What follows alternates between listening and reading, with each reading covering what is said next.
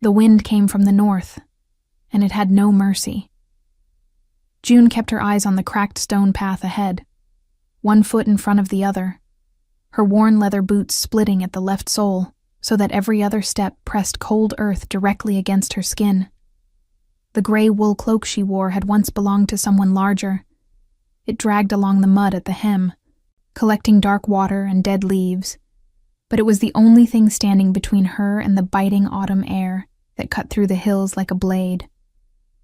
Her right arm hung at a wrong angle. She hadn't looked at it since the morning. Looking made the nausea worse, and she couldn't afford nausea. Not now. The bone had broken 2 days ago, and though she had bound it tightly against her ribs with a strip of linen torn from her underdress, every step sent a dull, pulsing fire up through her shoulder and into the base of her neck. She breathed through it. She had learned, a long time ago, how to breathe through pain. Against her chest, held in place by a wide band of cloth wrapped around her torso and her good left arm, her daughter slept. Mara was 8 months old.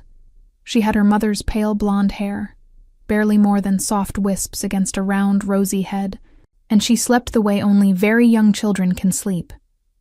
With total and absolute trust, her small fist curled beneath her chin, her breathing slow and even against June's collarbone. She weighed almost nothing. She was everything. Just the next hill, June told herself. Just the next hill, and then you can rest. She had been telling herself that for 2 days. The territory road stretched ahead through open highland, flat and gray under a heavy autumn sky. To either side, yellowed grass bent under the wind, and in the distance, dark pine forests climbed the slopes of the mountains.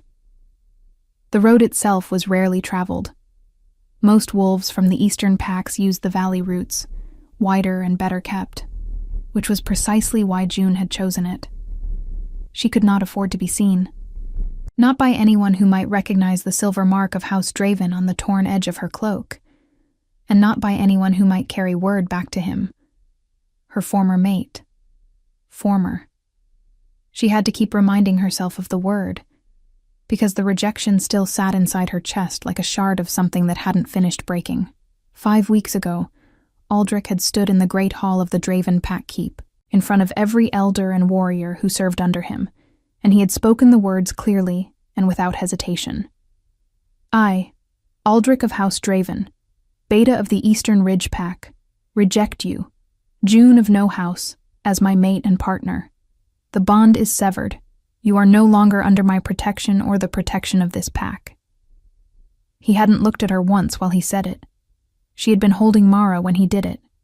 The baby had been fussing, pulling at the linen edge of June's dress, and June had been trying to quiet her with a soft pat.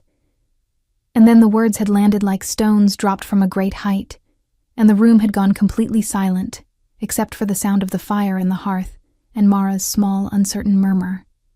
No longer under my protection. That was what mattered, in the end. Not the bond.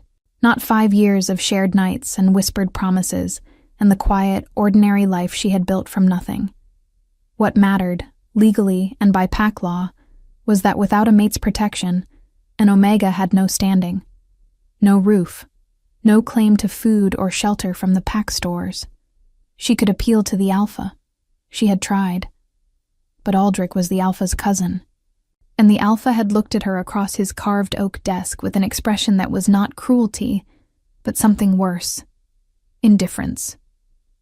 You have 2 weeks to leave the territory, he had said.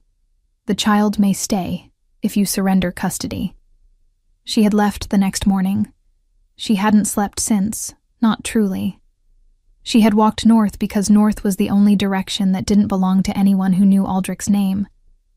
She had carried Mara and what she could fit in a single cloth sack, a change of clothes for the baby, a small knife, 3 hard rolls of bread now long eaten, a water skin, and a single copper coin that wouldn't buy her more than a cup of broth at the next village, if she ever reached one. The arm had broken on the second night, when she had slipped on a wet bank descending a hill in the dark. She had twisted to shield Mara from the fall and taken the impact on her own forearm against a root. The snap had been loud and clean, like a branch giving way. Mara had cried for 10 minutes. June had not cried at all. Now, midway up the long highland road, the wind picked up sharply. The gray cloak snapped around her legs. Mara stirred, made a small unhappy sound, and June shifted her hold instinctively, using her left arm to press the baby closer, careful not to jostle her right. One more hill. She crested the rise and stopped. Below her, on the wide flat where the highland road met the ancient stone crossroads, there were riders. Not ordinary riders. There were 12 of them, and they sat atop war horses that were larger and darker than anything she had ever seen in the Eastern Territories. Animals with thick necks and black coats, the kind bred for endurance and intimidation rather than speed. The men wore leather armor reinforced with dark iron at the shoulders, and over their chests hung a sigil she recognized immediately, even at this distance. The wolf crown, the royal crest. Her stomach dropped. The king's road guard. They were not supposed to be on this route. The Highland Crossing was a minor road, barely maintained, used by traders and wanderers. The king's men traveled the valley highway. Everyone knew that. Everyone relied on it. She took one step backward, instinctively, but the movement caught the attention of the rider at the head of the group. He turned his horse slightly, scanning the ridge above the crossroads, and even from this distance she could feel the weight of his gaze like a hand pressed flat against her chest. He was not wearing a guard's helmet. He wore no helmet at all. His dark hair was braided back from his face, and he sat in the saddle the way mountains sit on the earth, as though the possibility of being moved had simply never occurred to him. His fur-lined cloak was black, clasped at one shoulder with iron, and across his chest, the leather straps of his armor caught the gray afternoon light. June had never seen the Alpha King in person. She had heard enough stories to know, without a single doubt, that she was looking at him now. She should have turned. She should have walked back the way she came, taken the long route around, done anything except stand at the top of that hill with her broken arm and her sleeping baby wrapped against her chest, completely visible against the pale gray sky. But her legs had stopped working. Because across the distance, across the wind and the yellowed grass and the cold autumn air, the Alpha King's gaze had found her, and he had not looked away. He raised one hand, and every rider behind him went still. Then slowly, he turned his horse toward the hill. June's first instinct was to run. Her second instinct, the one that won, was that she couldn't. Not with a broken arm, not with Mara against her chest, not on a highland road with nowhere to go, but open grass on either side. Running from the Alpha King's guard would mark her as a fugitive, and a fugitive Omega with a child had no legal protection under any pack law in the known territories. They could take Mara. They had every right to. So she stood. She pressed her left hand flat against her daughter's back, feeling the small warmth of her, the steady rise and fall of her breathing, and she made herself look forward as the king's horse climbed the hill toward her. The animal was enormous up close. Its hooves struck the stone path with a weight that she could feel through the soles of her boots. The black coat was glossy despite the cold, and the horse's breath came in great white plumes in the autumn air. The man on its back said nothing for a long moment. He studied her the way she imagined he studied maps before a campaign, with patience, and without any visible emotion. Up close, the Alpha King was younger than the stories had suggested, though there was nothing young about the way he held himself. His jaw was sharp beneath a short dark beard, and his eyes were a startling pale gray, the color of ice over deep water. A thin scar ran from the edge of his left cheekbone toward his ear, old and well-healed. He looked at her arm first, then at the cloth wrapped around her torso, and the small shape within it, then at her face. "Where are you going?" he asked. His voice was low and even. No performance in it, no deliberate intimidation, which somehow made it more unsettling than if he had shouted. "North," June said. Her own voice came out steadier than she expected, though she could feel her pulse in her broken arm. North is a direction, he said, not a destination. She said nothing. He tilted his head very slightly. You're an Omega. It was not a question. He could smell it, the same way any Alpha could. The particular scent that marked her rank, soft and pale as winter wood smoke. Nothing like the sharp iron smell of a beta or the deep amber warmth of an Alpha. She had spent years trying not to think about what her scent told strangers. It told them too much. Yes, she said. Unprotected. Yes. His gaze moved back to her arm. The linen binding had soaked through at the outer edge. She hadn't noticed until now. And a thin, dark line of dried blood had seeped through the fabric just below her elbow. She watched him look at it. She watched something shift, briefly, behind those gray eyes, though she couldn't name what it was. How long? He asked. 2 days. A muscle in his jaw moved. He looked at her the way she had seen healers look at things they were calculating, not with sympathy exactly, but with a kind of focused assessment that was its own form of attention. Behind him, at the base of the hill, she was aware of his guard waiting in absolute stillness. 12 men on 12 dark horses, all of them watching this exchange without a sound. Mara chose that moment to wake up. It happened the way it always did. A small sound first, a breath that changed rhythm, and then a soft, questioning noise that was not quite a cry, but was the beginning of one.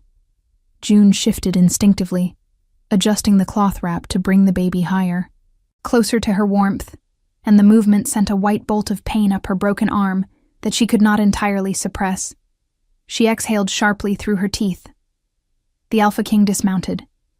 He did it without announcement, without asking permission, swinging down from the saddle in one smooth motion and handing the reins to a guard who had appeared, silently, at the horse's left side.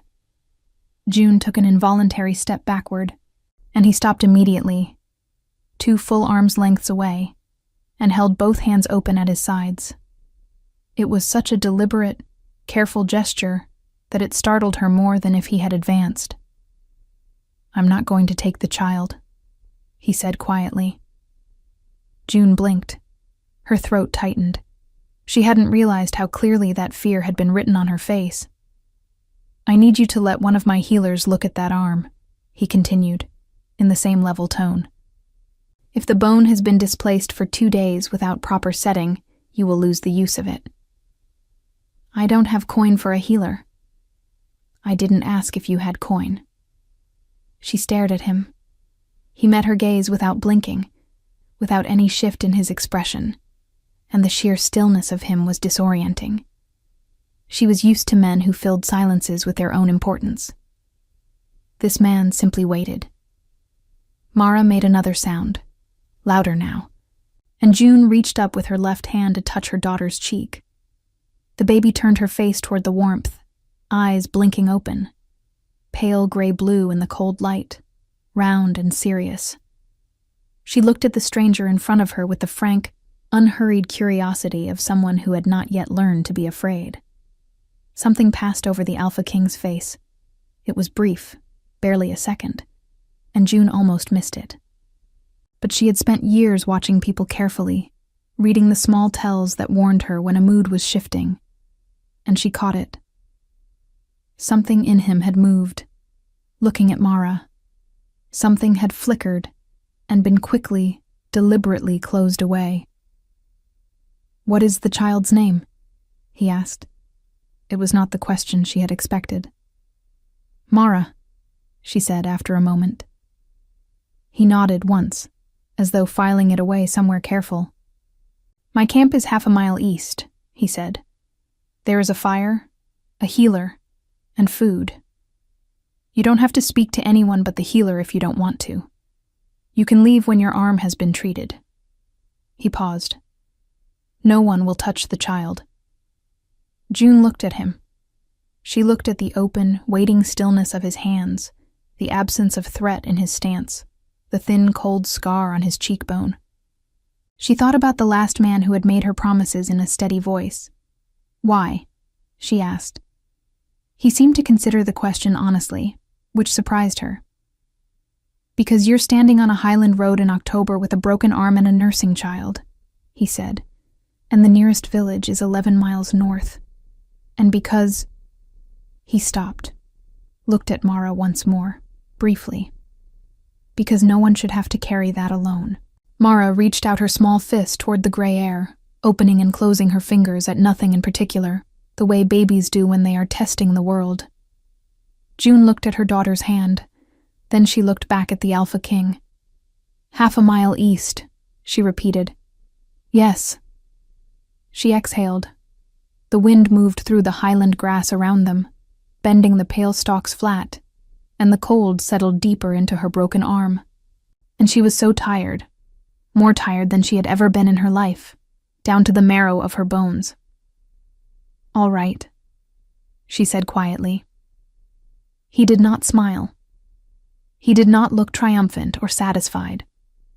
He simply turned and walked back to his horse, and the guard at the base of the hill shifted to form a path, and no one spoke, and the only sound was the wind and Mara's soft, wondering breath against June's neck. June followed. She didn't know why she trusted him. She only knew that her arm was broken, and her daughter was hungry, and the AlphaKing had asked for her child's name before he asked for anything else. That had to mean something. She just didn't know yet what. The camp was not what she had expected. She had imagined something military and cold. Rows of identical tents, guards standing at rigid attention, the smell of iron and horse sweat and unwashed wool. What she found instead was a wide clearing, sheltered on 3 sides by ancient pines, their trunks thick as wagon wheels, their roots humping up through the dark earth like old bones. 3 large tents had been raised in a loose triangle around a central fire that burned steady and low despite the wind, fed by pine logs that crackled and threw amber light across the clearing. The smell of wood smoke and roasting meat reached her before she crossed the tree line, and her stomach responded with a hollow, embarrassing urgency she did her best to ignore. A woman met them at the edge of the camp. She was perhaps 50, broad-shouldered, with silver-streaked hair pinned back beneath a dark hood, and the kind of face that had seen enough of the world to stop being surprised by it. She carried a worn leather satchel over one arm and looked at June with sharp, assessing eyes that moved immediately to the bound arm.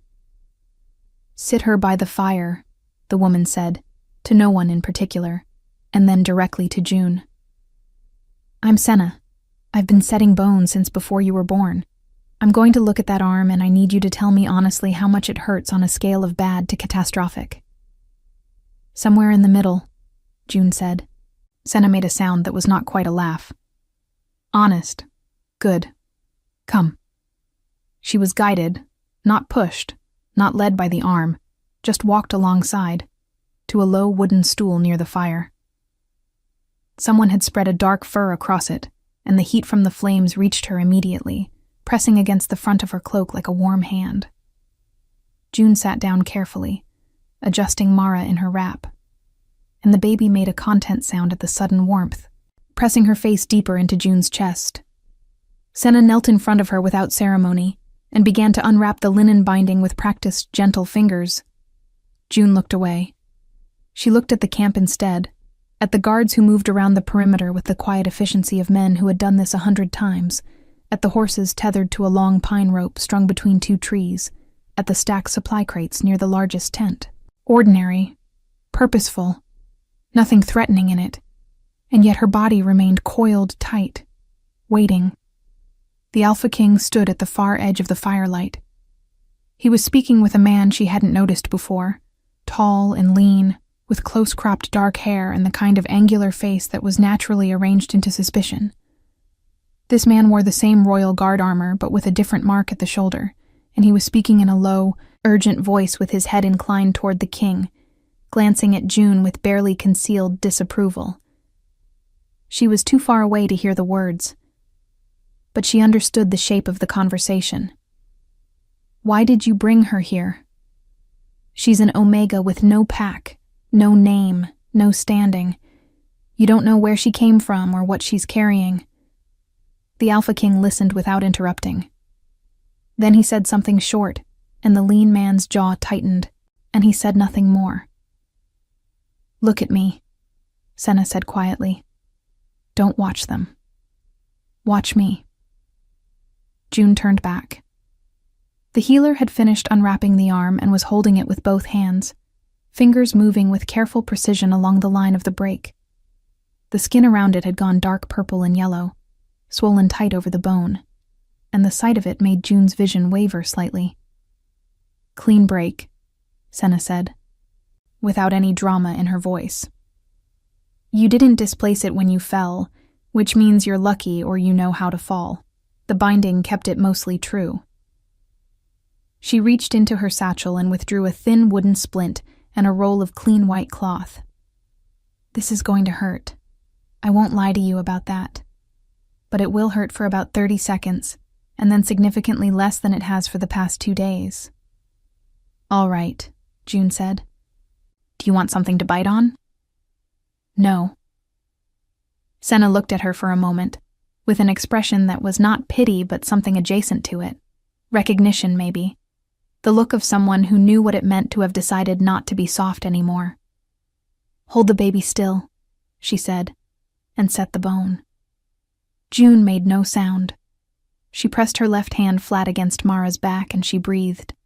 One long exhale through her nose, and the white fire moved through her arm, and then, as Senna had promised, began to recede into a deep, contained throb that was almost manageable by comparison. Mara had not stirred.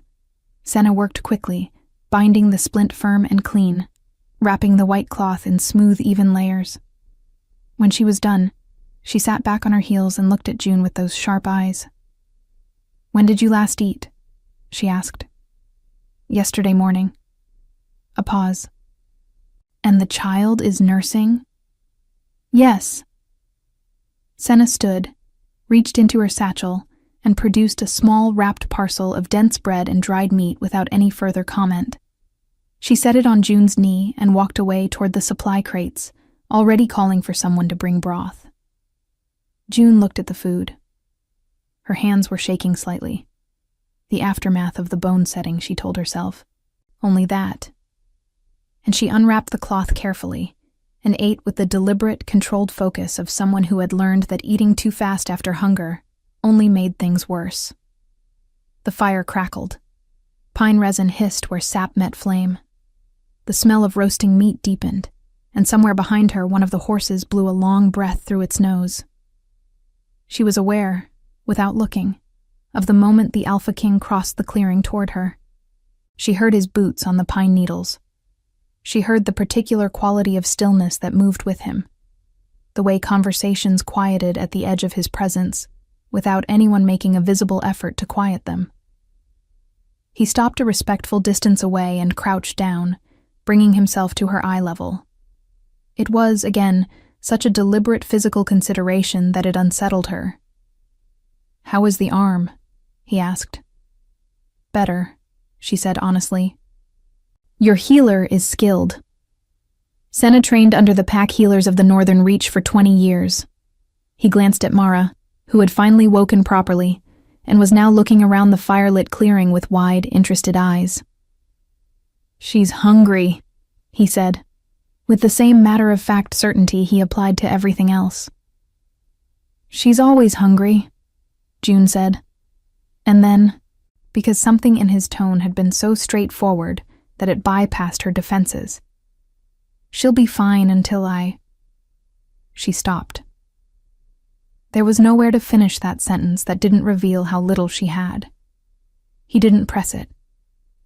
He looked at the fire for a moment instead. "My man Rowan," he said, with a slight inclination of his head toward the lean, skeptical guard, "is going to tell me that bringing you into this camp was a poor decision." "Was it?" June asked. "He thinks so." A pause. "Rowan thinks most of my decisions are poor ones. He is unfortunately right often enough that I keep him close." It was so unexpectedly dry that June almost smiled. She caught herself. She wasn't ready to smile at him. She didn't know enough yet. "What is your name?" he asked. June. June. He said it as though testing the weight of it. Which pack? She was quiet for a moment.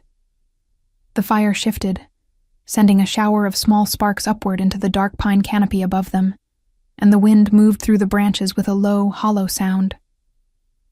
None, she said. Not anymore. He looked at her then, directly, fully, with those pale gray eyes that she was beginning to understand never missed anything. How long have you been walking? He asked. 4 days. She watched him absorb that. She watched him look at her broken arm, at Mara's small face turned toward the firelight, at the worn and mud-hemmed cloak, at the single cloth sack that held everything she owned in the world. And she watched his expression do something very controlled and very deliberate, settle into a careful neutrality that, she realized, was not indifference at all. It was anger, quiet, contained, but unmistakable once she knew how to read him. He was angry, not at her. Before she could examine that further, Rowan appeared at the king's shoulder, leaning down with an expression that had moved past disapproval into something harder. "My lord," he said, in a voice clearly designed to carry only to the two of them. "We have a problem." The Alpha King did not look at him immediately. He held June's gaze for one more second, and something passed between them that she could not name. A question, maybe, or the beginning of one. Then he rose, and turned, and followed Rowan into the shadow of the largest tent, and the firelight swallowed the space where he had been. June looked down at Mara. Her daughter had one fist closed around the edge of June's cloak, holding on with that absolute, instinctive grip of the very young, and she was watching the fire with serious, wondering eyes. "I know," June thought. "I don't understand it either." The problem, as it turned out, had a name. June learned this not from the Alpha King directly, but from the way the camp changed in the hour that followed. The quiet efficiency she had observed on arrival shifted into something tighter. Guards moved with more purpose. Voices dropped lower, and twice she saw riders dispatched into the dark tree line at a pace that suggested urgency rather than routine patrol. Senna returned with a bowl of thick broth and sat beside her without being asked, in the way of someone who had decided that company was required whether or not it had been requested. "Drink that," she said, nodding at the bowl. "All of it." June drank. The broth was salted and rich with bone marrow, and it reached the cold hollow in her chest and began, slowly, to fill it. Mara had been fed, and was now drowsing again in the wrap, one cheek pressed warm against June's collarbone. The splinted arm still throbbed, but the edge had been taken off, replaced by a deep, manageable ache that June could breathe around without effort. "What's happening?" she asked Senna quietly. The healer glanced toward the large tent where the king and Rowan had disappeared. A third man had joined them, broader than Rowan, with a warrior's build and a fresh cut above his brow that had been hastily bound with cloth. "Word came in from the southern road," Senna said after a moment. "A pack crossed the border checkpoint at Greyvale without clearance, armed." She paused. "Draven pack." The broth went cold in June's hands. She kept her expression still. She had learned that, too, how to receive terrible information without letting it reach her face, because faces were the first thing people read when they were deciding how much power they had over you. "How many?" she asked. Senna looked at her sharply. "You know that name." "Everyone knows that name," June said carefully. The healer studied her for a long moment with those experienced eyes, and June could feel the assessment moving behind them, the silent arithmetic of a woman who had seen enough to add things up quickly. 12 riders," Senna said finally. "Armed for territory, not travel. They're not passing through." She picked up the empty broth bowl without ceremony. "I'd stay close to the fire tonight if I were you." She left before June could ask anything else, June sat very still. Aldrich. She didn't know it was him, couldn't know, not yet, but the certainty sat in her stomach like cold iron. 12 riders, Draven pack, armed. Coming from the south, the same direction she had fled from. The timing had the shape of pursuit rather than coincidence. He doesn't want her back, a voice in her mind said, flat and clear. He rejected her. He has no legal claim. But Mara, the Alpha had offered to let her stay if she surrendered the child. And Aldrich was the Alpha's cousin, which meant that if the Alpha had changed his mind, if he had decided that an Omega carrying a Draven bloodline child was a loose thread that needed to be tied off, she stood up. She was not going to sit by a fire and wait. She had taken 3 steps toward the tree line when a voice stopped her. "Where are you going?" It was not the Alpha King. It was Rowan, standing at the edge of the tent's shadow, arms crossed, watching her with an expression that combined suspicion and something that might, in better light, have been mistaken for concern. "I need to leave," June said. "You need to sit down," he said. "The Highland Road north is being watched." She stopped. "By whom?" "By us," he said, "as of 20 minutes ago." He looked at her with that angular, assessing face and said nothing else for a moment. Then, "You're from Draven territory." It wasn't a question any more than the King's had been. These men read the world the same way, she realized. In facts, not assumptions. "I was," she said, "and the riders who crossed at Greyvale." "I don't know," she said. "I don't know if it's connected." "It would be a remarkable coincidence if it wasn't," Rowan said, in a tone that suggested he did not believe in remarkable coincidences. He looked at Mara, asleep against her chest. His expression did not soften exactly, but something in it shifted. A fractional adjustment. Like a door opening an inch and then stopping. "The King wants to speak with you," he said. "I gathered," June said. Rowan looked at her for another moment. Then he turned and walked toward the large tent, and she followed, because there was nothing else to do. The road was watched, the trees were dark, and Mara was warm and sleeping, and June had run out of directions that felt safe. The inside of the tent was lit by 2 iron braziers that threw steady orange light across a wide map table at the center. The map spread across it was enormous, the entire Northern Territory, marked with pack borders in dark ink, with routes traced in red and blue that she didn't know how to read. Rolled documents were weighted at the corners by smooth river stones. The Alpha King stood at the far side of the table. He had removed his fur-lined cloak and stood in his leather armor and bracers, and in the brazier light the scar on his cheekbone was more visible. It had the particular shape of a mark given by something other than a blade. He looked up when she entered. "Sit," he said, and there were 2 chairs near the brazier.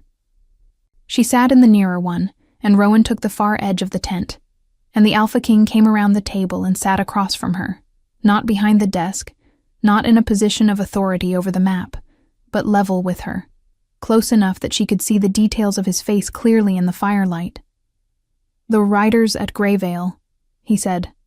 "Tell me what you know about Draven Pack." June looked at him. "Why would I know anything?" "Because you walked 4 days through Highland in October with a broken arm to get away from something," he said. "And the Draven Pack followed the same road you came from. And because—" He paused, and his gray eyes held hers with that same uncomfortable directness. "You went pale when Senna mentioned the name." June was quiet for a long moment. The brazier crackled. Outside, wind moved through the pines with a sound like distant water. She thought about lying. She was good at it. Or she had been once, before she had learned that lies were just a slower way of being trapped. "I was mated to Aldrich of House Draven," she said. "He rejected me 5 weeks ago. The Pack Alpha gave me 2 weeks to leave the territory." She kept her voice even. "I was given a choice to stay if I surrendered my daughter." Silence. Rowan, in the corner, made a sound low in his throat that was not quite a word. The Alpha King's expression did not change, but there it was again.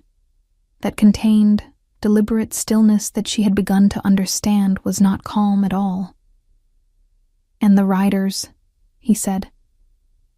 "I don't know why they're here," she said honestly. "Aldrich doesn't want me, but Mara carries Draven blood, and the Pack Alpha." She stopped, pressed her hand against her daughter's back. "I think someone decided she's an asset, or a liability. I'm not sure which is worse." "Neither," the Alpha King said. "Both mean the same thing for the child." The bluntness of it landed like a stone in still water, and June felt the ripples move through her. Not because it was cruel, but because it was exactly what she had been thinking for 4 days and had not allowed herself to say out loud. He leaned forward slightly, forearms resting on his knees. "I'm going to ask you something," he said, "and I want you to answer it honestly." "All right," she said. "Are you afraid of them, or are you afraid of going back?" June looked at him. No one had ever separated those two things before. "Both," she said after a moment. "But going back..." She looked down at Mara's sleeping face. "Going back means she grows up knowing her worth was negotiable. And I would rather walk every road in the known territory than let that be the first thing she learns." The tent was very quiet. Rowan shifted in the corner. When June glanced at him, the suspicion in his face had changed into something she hadn't expected at all. It looked faintly like respect.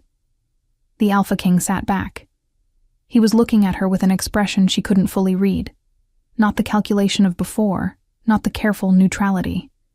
Something quieter. Something that had the texture of a decision being made. "You'll stay in this camp tonight," he said, "under royal protection. The riders at Greyvale cannot cross onto King's Road territory without written clearance, and they don't have it." He paused. "In the morning, we talk about what comes next." "You don't know me," June said quietly. "You don't owe me anything." "No," he agreed. She waited for him to say more.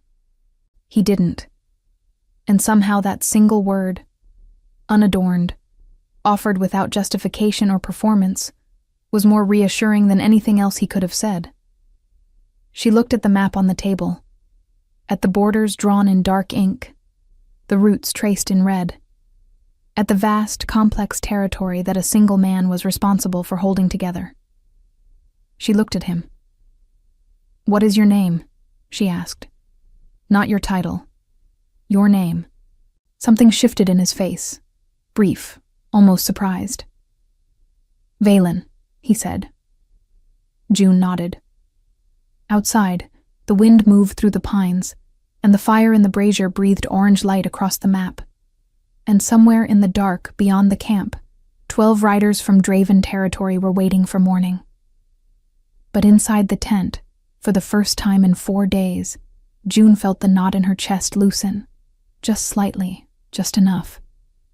And Mara slept on, warm and unknowing, in the space between her mother's heartbeat and the world. Morning came gray and cold, the kind that settles into the bones before the eyes are fully open. June woke to the smell of pine smoke and the sound of boots on frozen earth outside the tent Senna had assigned her, a small, practical space with a bedroll thick enough to be the most comfortable thing she had slept on in weeks. Mara was awake beside her, making the quiet, exploratory sounds she made before deciding whether or not to cry, and June gathered her close and lay still for a moment, listening to the camp. Something was different. The voices outside were controlled, but urgent. Boots moved in double time.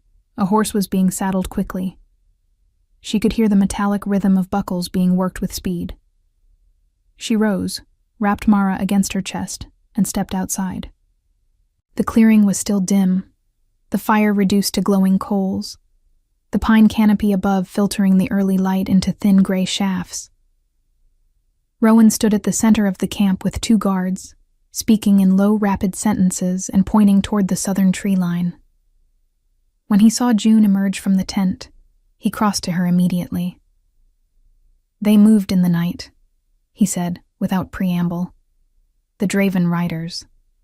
They left the Greyvale Road and came north through the forest. They're approximately 2 miles out." June felt the cold move through her that had nothing to do with the morning air. "They tracked me." "They tracked your scent," Rowan said. His voice was flat and factual, the way he seemed to prefer. "You've been walking this territory for 4 days. The trail would be clear to any trained beta." He paused. "They know you're here. Then I need to leave," June said immediately. "If I'm not in the camp when they arrive—" "You're not leaving," said a voice behind her. She turned. Valen stood at the entrance of the large tent, already fully armored, his black fur cloak clasped and his bracers buckled. He looked as though he had not slept, or had not needed to.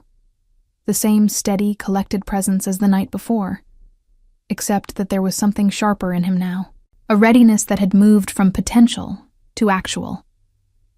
"If you leave this camp," he said, walking toward her, "you are on open ground. They will reach you before you reach the next shelter." He stopped in front of her, close enough that she had to look up to meet his eyes. "You are under royal protection. That means something." "It means they have to stop at the camp boundary," June said. "It doesn't mean they will." "No," Valen said. "It means that if they don't, they answer to me." The way he said it was not a boast. It was a statement of consequence, plain and without decoration, the way a man states a fact about the weather or the distance between 2 points. And somehow that was the most frightening version of confidence she had ever encountered, not because it threatened her, but because she believed it completely. Rowan appeared at Valen's shoulder. "My lord, I need a decision on positioning." Valen held June's gaze for 1 more second. Something passed through those gray eyes. Not reassurance exactly, but acknowledgement. "I see where you are. I am not going to pretend this is simple." Then he turned to Rowan. "Full formation at the southern perimeter. No weapons drawn unless I give the word." He glanced back at June. "Take her and the child to the center tent. Senna stays with them." "I don't need—" June began. "June."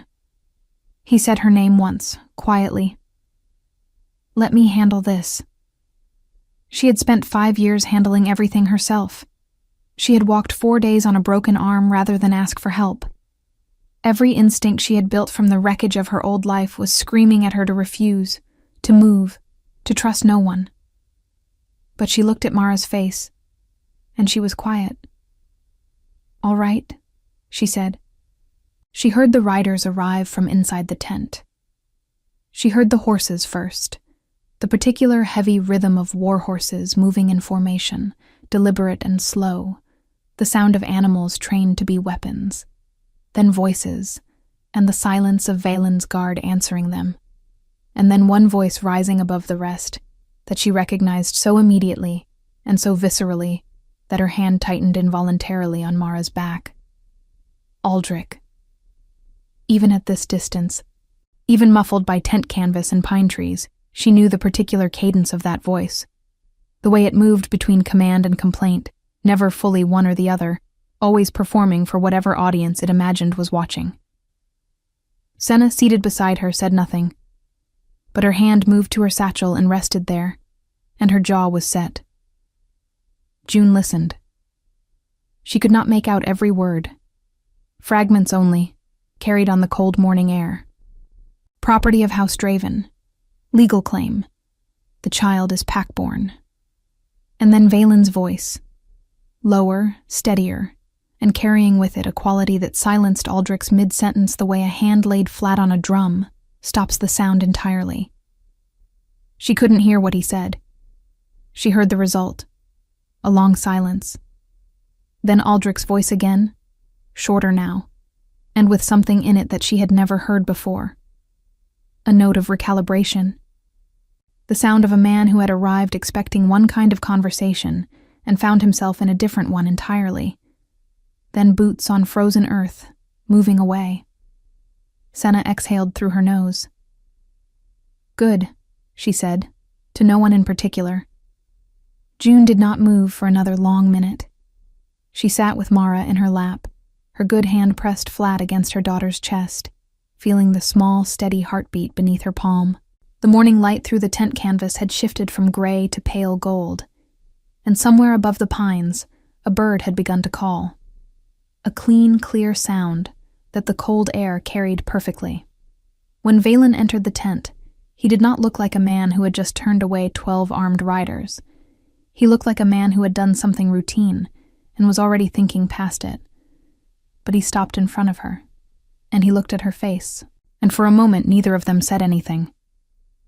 "He's gone?" she asked. "He's gone." A pause. "He won't come back. Not onto King's Road territory." "What did you say to him?" Valen looked at her steadily. "I reminded him that a rejection dissolves all pack claims, including claims to offspring, unless those claims are formally registered with the Royal Council within 30 days of the rejection." He paused. His 30 days ended 2 weeks ago. June stared at him. "He has no legal claim to Mara," Valen said. "He never registered one. Which means she is yours, entirely and under full royal law, with no outstanding challenge." The words landed slowly, the way important things do. Not all at once, but in layers, each one settling before the next arrived. June had known, in theory, that the law existed. She had not known it applied. She had not known the deadline had passed. She had been too frightened and too exhausted and too busy surviving to sit down and count 30 days from the moment her world had ended. Her throat tightened. She looked down at Mara, who was watching Valen with those wide, serious eyes, one fist wrapped around the edge of June's sleeve. "You knew that last night," June said quietly, "when I told you what happened." "Yes," Valen said. "You could have told me then." "You needed sleep more than you needed law," he said simply. It was such an unexpectedly human thing to say that something in June's chest cracked open. Not painfully, but the way a window cracks open in spring, letting in air that you hadn't realized was missing. She pressed her lips together. She would not cry in front of this man. She had not cried in 5 weeks, and she was not going to start now. In a tent in the middle of a pine forest, in front of the Alpha King, who had apparently spent the night preparing to dismantle her former mate's legal claims while she slept. "Thank you," she said. He nodded once. Then Rowan appeared at the tent entrance, and behind him, to June's complete surprise, was a face she recognized. A woman, perhaps 30, with close-cropped dark hair and a warrior's build and a scar across her chin that June knew well. She stood at the tent entrance in traveling clothes, plain wool, no pack sigil, and she was looking at June with an expression that had collapsed all the way from careful composure into something raw. "Nara," June breathed. Her sister, her older sister, who had stayed behind when June fled, who had sent a single unsigned note 2 weeks ago through a traveling merchant. "I know you're alive. I'm looking." Her sister, who was standing in the Alpha King's camp in the middle of the highland forest, with pine needles on her boots and red-rimmed eyes that she was refusing to acknowledge. "You're an idiot," Nara said, in a voice that was shaking badly for someone who clearly intended it to be steady. "You walked 4 days with a broken arm and didn't send word to—" She stopped. Her gaze dropped to Mara. Her whole face changed. "She's gotten bigger," she said softly. "She has," June said. Nara crossed the tent in 4 strides, and June stood, and they held each other the way people hold each other when the relief is so large it needs both of them to contain it. And Mara was sandwiched between them, making an indignant sound at being squeezed. And Senna made a quiet noise and stepped tactfully out of the tent, and Rowan followed, and June heard, In the brief moment before she stopped paying attention to anything except her sister's arms around her, the Alpha King quietly followed them both out, giving her this. Just this. Later, when Mara was sleeping again, and Nara was warming her hands by the rebuilt fire and telling June in low, furious, loving detail everything that had happened in the Draven pack after her departure, June looked across the clearing at Valen.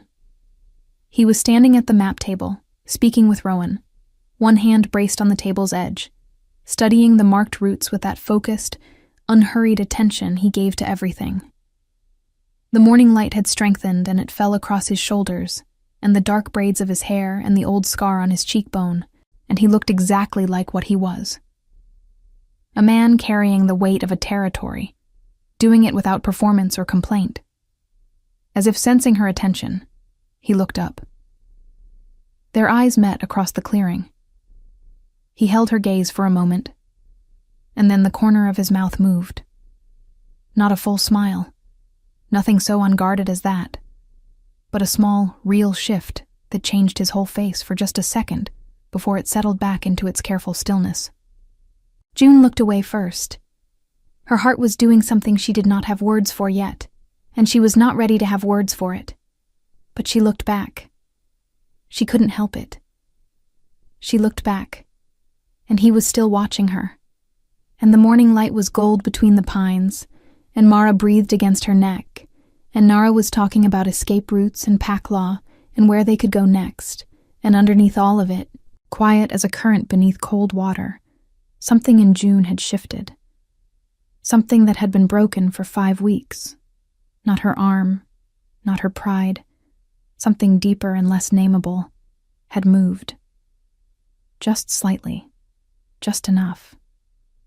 3 months passed like the turning of a long, slow page. Valen did not ask her to stay. He offered it, once clearly without pressure or expectation, the same way he offered everything, as a fact laid on a table, to be taken or left. There was a position in the royal healer's household for a woman with Senna's recommendation. There was a cottage on the keep grounds, small but solid, with a hearth that drew well and a window that faced east. There was space and safety, and no obligation attached to either. June said yes. Not because she was afraid, not because she had nowhere else to go. She had Nara now, and Nara had already found footing in a northern pack village 2 days' ride away. She said yes because the cottage had a window that faced east, and she had always wanted that, and because Senna turned out to be the finest teacher she had ever encountered, and because Mara laughed, her first real laugh, in the keep's great hall when one of the stable cats walked across the hearthrug, and the sound of it echoed off the stone walls, and Valen had looked up from his papers across the room with an expression so unguarded that June had felt something split open in her chest like light through a cracked door. It was not fast. Nothing real ever is.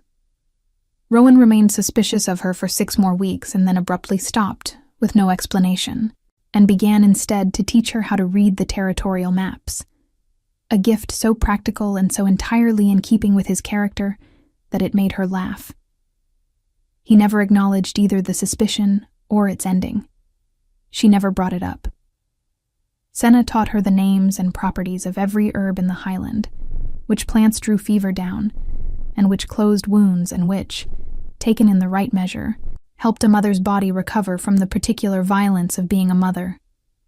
She taught her to read the scent of infection before it became visible, and to set a bone cleanly, and to be present with people in pain without absorbing that pain as her own. June was good at it. Better than she had expected. She had spent 5 years making herself small, and it turned out that the attention she had been putting into that was better used noticing other people. Mara walked for the first time on a cold morning in January, taking 3 unsteady steps across the cottage floor toward the low stool where June was sitting, and falling into her arms with a triumphant sound. June held her and pressed her face into her daughter's soft hair and let herself cry. Properly, finally, all the way through. For everything that had brought them here. For the broken arm, and the cold road, and the 4 days of walking, and the moment she had stood at the top of a highland ridge and found, against all probability, that someone was looking back. Violin told her about his own loss on a night in February, when the snow had come down thick and the fire in the keep's study was the only warm thing in a white and silent world. He told her without decoration. A mate, 7 years ago, before he had taken the crown. A fever that the healers had not caught in time.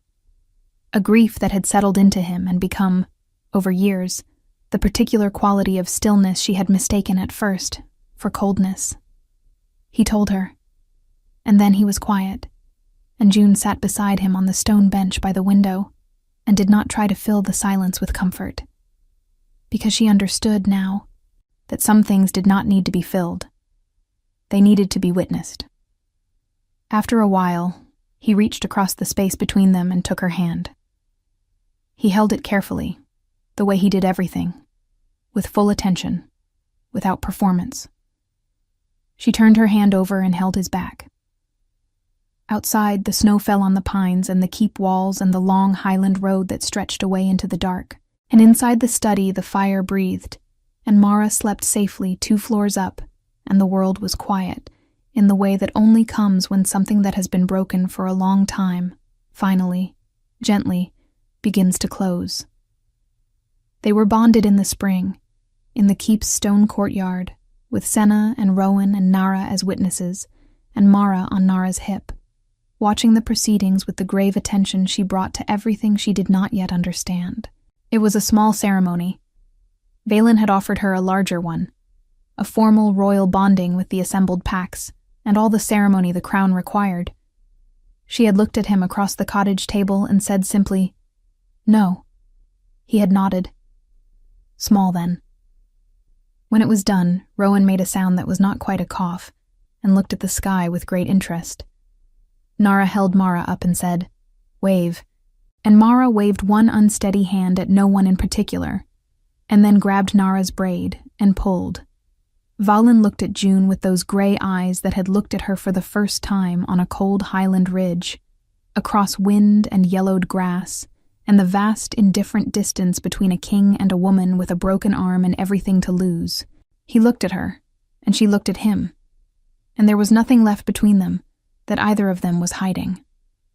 "All right?" he asked. "Yes," she said. And she meant it the way she had not meant a word in years, completely, cleanly, with nothing underneath it that contradicted it. Yes. Aldrich was brought before the Royal Council 4 months later, on charges of abandonment and illegal coercion of an Omega under pack law. The case was presented by the Council's own advocates, drawn from evidence gathered quietly and thoroughly by Rowan over the preceding months, in the methodical, relentless way Rowan did everything. Aldrich lost his beta title.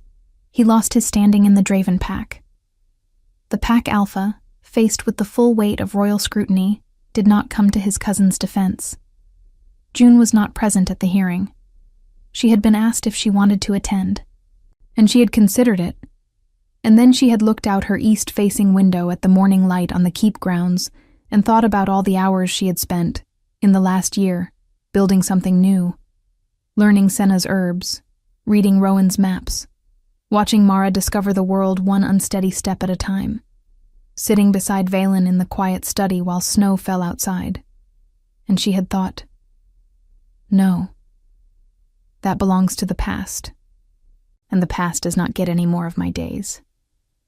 She heard the outcome from Rowan, who delivered it in the same tone he used to report weather conditions. "Done," he said. "Good," she said. He nodded and left, and she went back to the herb table where Senna was waiting. Mara grew up knowing her worth was not negotiable.